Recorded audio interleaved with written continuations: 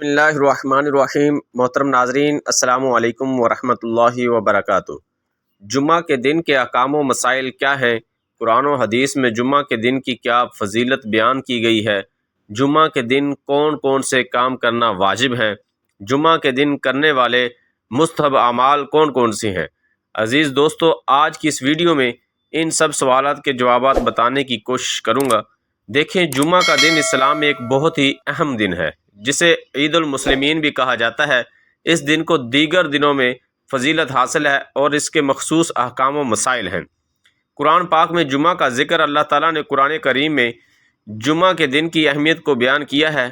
یا ایھا الذین آمنوا اذا نودی للصلاۃ من یوم الجمعہ فاسعوا الی ذکر اللہ وذروا البیع ذالکم خیر لکم ان کنتم تعلمون۔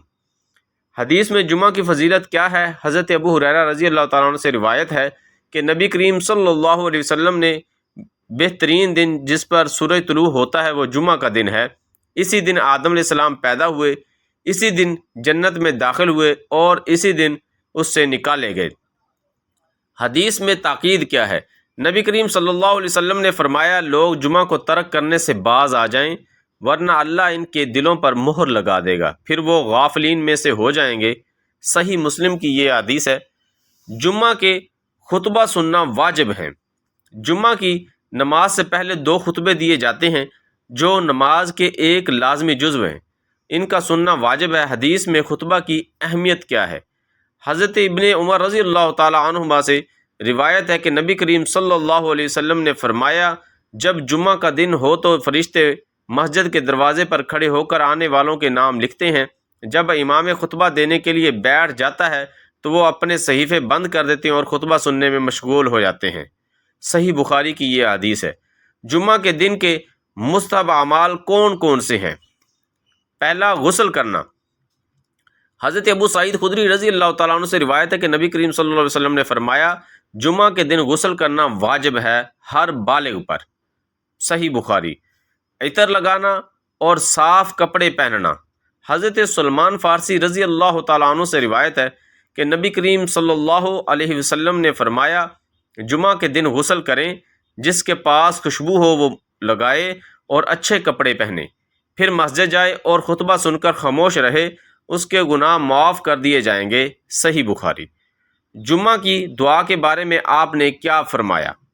نبی کریم صلی اللہ علیہ وسلم نے فرمایا، جمعہ کے دن ایک ساعت ہے جس میں اگر کوئی مسلمان بندہ نماز پڑھتے ہوئے اللہ سے کچھ مانگے تو اسے ضرور عطا فرماتا ہے۔